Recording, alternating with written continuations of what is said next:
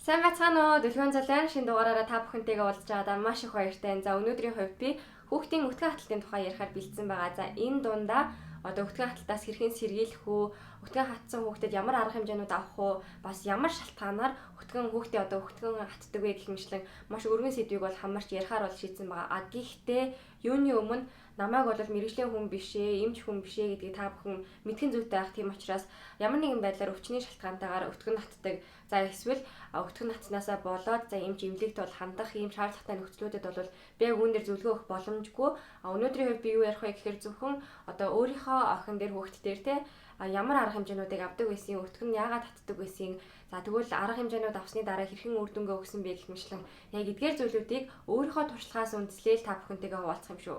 За тэгээд мөн саяхан хоолой минь өвдөчөөд идэж байгаа учраас жоохон сөөнг хоолойтой дуурайд байна. Тэгээд яг миний яаж ярихт нь биш ямар агуулгатай зүйл ярьж байгаа вэ гэдэгт нь илүү анхаараарай. Бага насны хүүхдүүдийн өтгөн хатах хамгийн гол шалтгаанууд нь юу байдаг вэ гэхээр шингэн багтсан буюу ус баг ууж байгаа. За эслэг багтаа хоол хүнс хэрглэж байгаа. За хэрвээ хөхөөрөө байгаа бол ээж нь өөрөө эслэг багтаа хоол хүнс хэргэлдэг.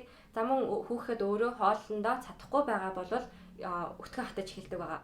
За үүнээс гадна бага насны хүүхдүүд бол вакцин хийлгэсэн, ханиад хүрсэн, хоолой нөхцөн үед бол халуурч эхэлдэг. Тэгэхээр халуунтай байгаа хүүхдийн өтгөн нь бас хатдаг учраас энээр бас анхаарах хэрэгтэй байдаг.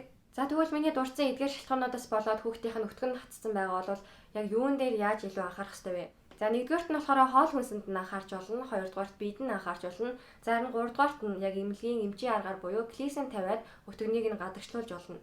За хоол хүнсний хувьд хүүхдийн өтгөнийг хатаадаг жимс ногоонууд гэх юм бол банан, төмөс, гурилан бүтээгдэхүүн болоод бяцлаг бол ордог байгаа. Тэгэхээр хэрвээ хүүхдийн өтгөн нь нилээдгүй хатаад хэцүү байгаад ах юм бол эдгээр бүтээгдэхүүнүүдийг аль болох бити хэрэглээрэй, бити өгөөрэй. За үүнээс гадна энэ дээр яг нэмж хэлэхэд бантан бас бити өгж байгаарай. Ягаад тэгэхээр хэрвээ тухайн хүүхдийн өтгөн хаталттай байгаа бол гурилан бүтээгдэхүүнийг аль болох хордог. Тийм учраас бантанг бол аль болох өгсөн ч гэсэн жоохон зайтай өгж явах хэрэгтэй. Өөрөөр хэлэх юм бол өдөр болгон тухайн хүүхдэд бор хоолнд орсон хүүхдтэй өдөр болгон бантаа өгөхийнхөө оронд 7 хоногт нэг удаа бантаа өгөөд бусад үед нь шингэн шүлж юм уу өөр хоолнуудыг өгөх боломжтой байгаа. За харин өтгөн хаталтыг зогсооход тусалдаг зүйлс бол алим, тараг, гүзээлцэн, бөөрөлцгөн гэх мэтчлэн бэрийн төрлийн жимснүүд, луван, брокколи, за мэдээж ус бол хамгийн нэгдүгээр тавигдана тий. Усаа дангаар нь шингэнээр нь шууд уухаас гадна шүлтэй хоол буюу зутан байдлаар биш, бантан байдлаар биш тий. Яг бүр шингэн шүлтэй, усрахыг сайхан шингэн шүлтэй ийм хоолнуудыг өгөх юм бол хүүхдийн өтгөн хаталт нь бол дорой зүгээр болдог байгаа. Би яг нэг хэсэг охиноо бор хоолнд орсны дараа бантан айгүй хөгдөг гэсэн байхгүй. Тэгээ өгөхдөө болохоор ер нь бол айгүй их гэдэг нь 7 хоногтоо 2-3 удаа да. Ягаад тэгэхээр би гурилнуудаа бүр өмнө нь имрээд бэлтждэг. За гэхдээ дан гурилаар биш 10 гурилтай хольж жагаад ер нь 50-50% таа хийж жагаад өгдөг байсан. Тэгэхээр арай өтгөн хатах нь бага. Гэхдээ мэдээж тэр чинь шингэн шүлтэй хоол биш. Бантан л болсон хойно хүүхдийн өтгөнийг бас хатаагаад байдаг. Тэгээд би яасан бэ гэхээр 7 хоногт 2-3 өгөх нь ер нь итгэдэг юм байна гэж ойлгоод тэгээд түүнээс хойш болохоор би аль болох шингэн шүлтэй хоолнуудыг өгөх байсан. За ингэхдээ болохоор лавшаа шиг тийм нилээн гэхдээ гурилнуудаа жижигэн дөрвөлжин болгож ирчиж жагаад тэгээ шингэн шүлтэй тэгээ лаглаасан бол биш нилээн их дараа нь бүр аягаар нь уулгах боломжтой тийм шүлтэй хийгээд тэгээ тэр дотроо болохоор луунтай, брокколитэй бол хийдэг гэсэн баггүй. Тэгээд үүнээс олон өөр жимс ногоонуудыг бол ашиглаж болно л доо. За сүүлийн үед бас охин маань помидортой бас идэх дуртай болсон. Шүлнүүдээ их помидортой шүл хийгээд өгөхөр айгүй дуртай иддэг байсан. Тэгэхээр тухайн хүүхд бас юу идмээр байгаа байна, тэрийг нь ажиглаж агаад заавал яг эдгээр ногоонуудыг хий гэсэн үг бол биш шүү дээ. Тэгэхээр өөрийг нь ажиглаж агаад юунд илүү их дуртай байна. Хэрвээ луунд дургу бол брокколиг нь хийгээд брокколинд дургу бол помидорыг хийгээд гэдэг ч юм уу. Иймэрхүү байдлаар өөрийнх нь дуртай ногоонуудыг олоод тэг шингэн шүл айлуулах өгөхийг хичээгээрэй. За бүр заримдаа бол би бүр огт гурил хийхгүйгээр ерөөсө дан ногоотой шүлнүүдийг хийгээд өгдөг. Тэгээ тэрнээ ч гэсэн хүүхд айгүй дуртай байдаг. Ягаад тэгэхээр ногооч нь өөрөө байглаасаа бага зэргийн юм давсархаг амттай байдаг. Хүүхдийн хоолнд давс хийхгүй ч гэсэн ногооны тэр гой амтнууд чихэрлэг амт гэдэг ч юм уу давслаг амт хүүхдэд айгүй гой амттай санагддаг байхгүй нэг амтлагчтай хоол хийсэн юм шиг. Тэгэхээр тийм байдлаар бас хүүхдийг хоолнд нь илүү дуртай болгоод байх боломжтой.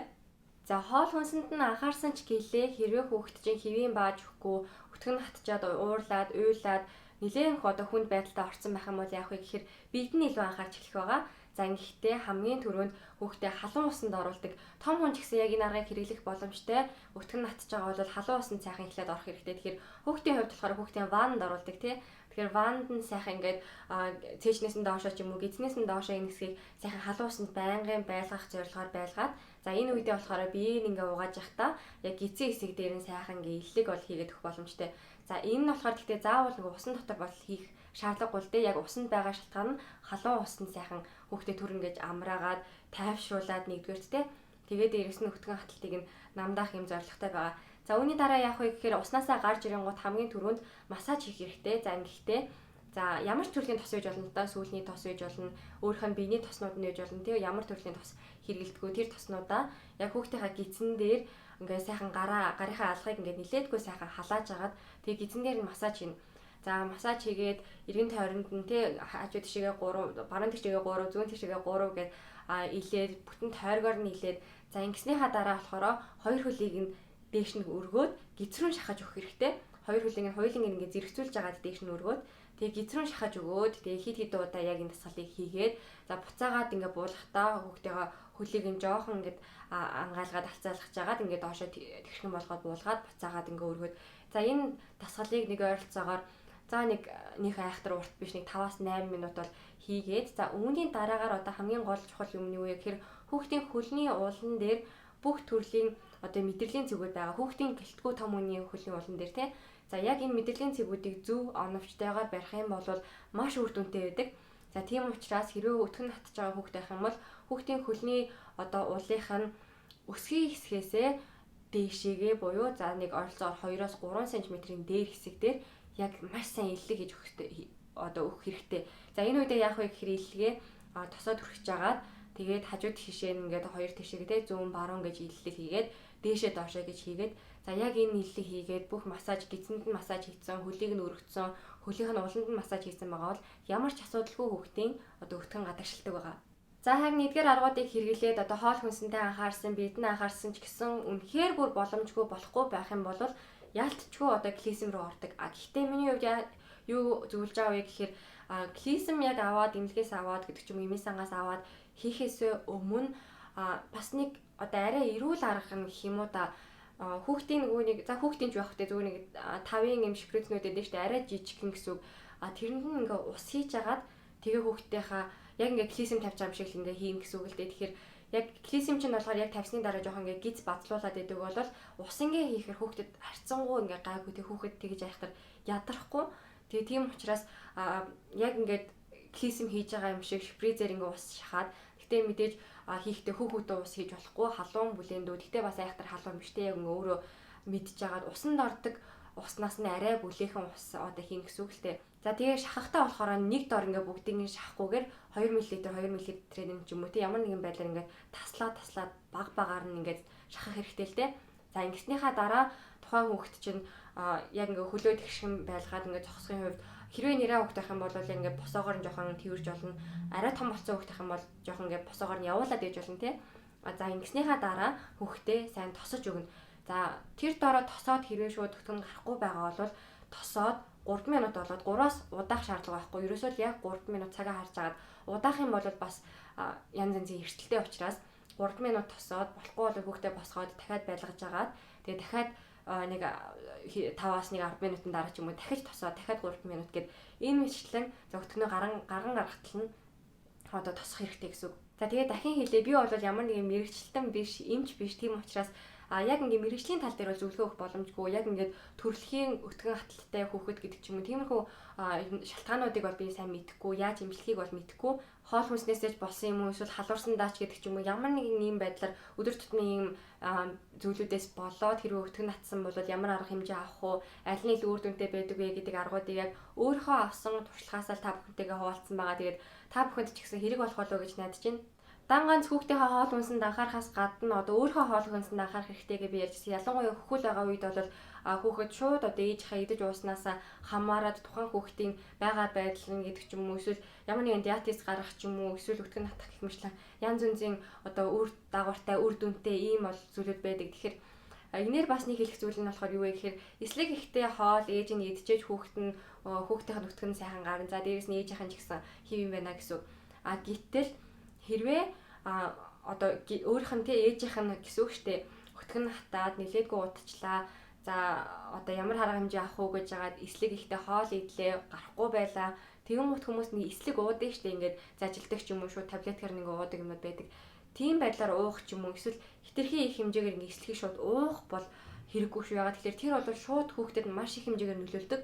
За энэ дээр яг юу ярих гэж байгаа вэ гэхээр би өөрөө яг төрсний дараа эмэгтэй хүн болгоны өтгөн хатдаг. За энэ үедээ болохоор би нөгөө Японы нэг юм жижигэн эслэгнүүд өгдөө штэ тэр чинь одоо нэг 40 г ч үлээ 50 г юм жижигэн савтай эслэгнүүд эдийн.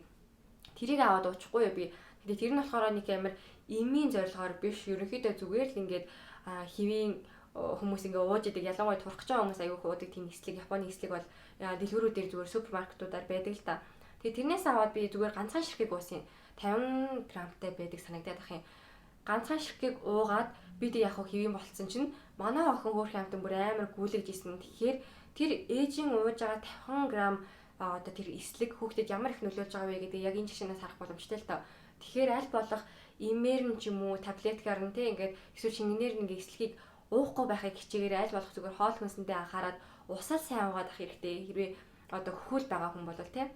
За тэгээд өнөөдөр миний бичлэгийг үзсэн та бүхэндээ маш их баярлалаа. За би ер нь шинэ ээжүүдтэй болоод жирэмсэн эхчүүдтэй тусалдаг гэж өөрийгөө боддөө шүү. Тэгээд та бүхэн маань ч гэсэн сэтгэлээ бичиж байгаараа доор надад маш их урам зориг өгдөг. За дээрэс нь болох бүтггүй байгаа зүйлүүд ч юм уу эсвэл санал хүсэлт ч юм уу те эсвэл магтаач гэсэн болно. Хэрвээ над руу бичих зүйл байх юм бол доор өгсөн хаягаар Facebook, Instagram, Twitter алонгаар чамаагүй надтай холбогдож болно шүү.